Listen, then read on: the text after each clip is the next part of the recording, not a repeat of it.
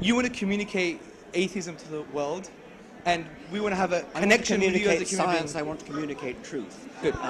Do you believe in evolution? Do I believe in evolution? Yes. I believe that I don't have adequate information to even make that judgment. Well, that's very sensible. Now, let me give you some adequate information. Oh, please do so. Okay. The evidence for evolution is absolutely solid. It's as strong as the evidence that the planets orbit. You do believe the planets orbit the sun, do you? Yeah. Yes, I did science as a bachelor's. Well, you did science, so why don't you know about evolution? Because it was psychology, that's why.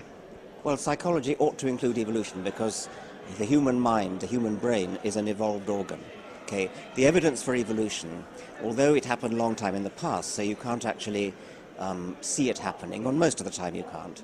Nevertheless, I use the analogy of a detective coming on the scene of a crime after the crime's been committed. So you can't actually see it happen, but what you see is all the evidence, all the clues, all the fingerprints, all the footprints and everything else, and that adds up massively, more strongly than any court of law. I agree with this, yeah. But the only contention some religious philosophers have, for example, not all religious people don't like science. Many religious people like science. For example, a lot of the scientists were revived from the Islamic history, as you know. The question that they would have is, evolution is a non-complementary paradigm with what's happening in cosmology, for example. For example, if you look at physics and the constants, some people say there'll be a fine-tuning here. There's some form what do you mean by design. non-complementary paradigm? What do you mean? For example, I think you answered that question well in your book, page 157, 158, when you said we don't have an answer for physics like we do as in evolution.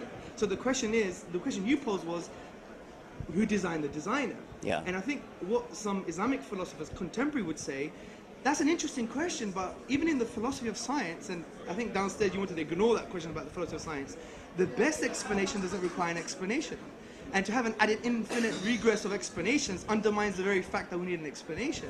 So the design argument is more plausible than the chance with regards to the fine-tuning of the universe, which has nothing to do with evolution. That's no, it's way nothing away. to do with it. It's a question of physics. Yeah. But how can it possibly be helpful to explain the origin of the universe, to postulate something complicated like a god? Why don't you say it's something like a spontaneous quantum fluctuation, something like that, which is simple? Richard, that's a very good point. Which is simple. That's a very good point.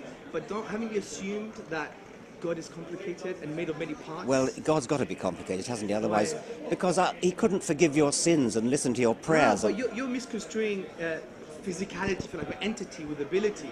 Someone may be able to do complex things. Doesn't make his nature complex, though, surely. Because I think you're superposing. What are you talking about? Okay, do you want me to clarify?